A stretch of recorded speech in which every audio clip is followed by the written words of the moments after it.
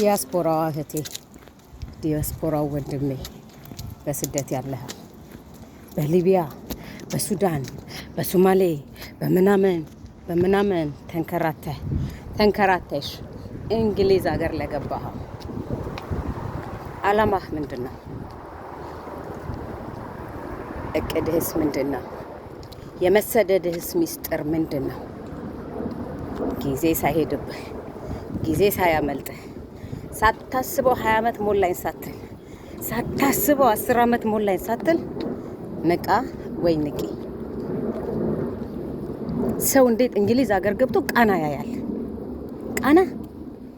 ቃና ያረግህን ወጥረ መስራት ግን ቃና ያረግሃል። እጅህን ከላይ ያረግሃል። ጊዜው ሳታስበው ነው የሚሄደው።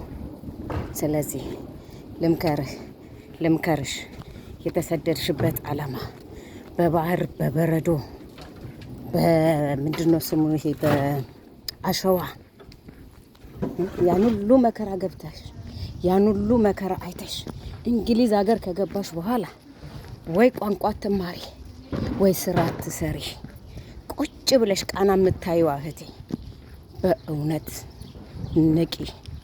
ምክንያቱም ዛሬ 6 ወርሽ ከሆነ እንግሊዝ ሀገር የገባሽው ሳታስቢው 20 ዓመት ይሞላሽና ምንም ነገር እጅሽ ላይ የለም። ምንም ከዛ ትሳቀቂያለሽ። ወይኔ ይሄን ያለመሰርቼ ብር የለኝም፣ ይሄን ያመል እንግሊዝ ኖሬ ብር የለኝም። የኔ እናት ልምከርሽ፣ ዌክ አፕ ስሪ። ይሄ የምታዩ ዩኒፎርም ነው።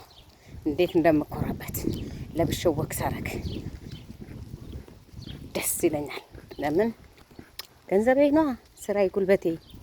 ስለዚህ አስቢበት የኔ እህት፣ አትሸወጂ። እንደው በእግዚአብሔር ልንገራችሁ ኢትዮጵያና ኤርትራውያኖች አማርኛ የምትሰሙ አትሸወዱ።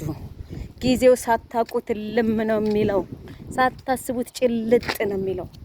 ሳታስቡት 10 ዓመት 20 ዓመት 15 ዓመት ከዛ እጅ ላይ ምንም የለም።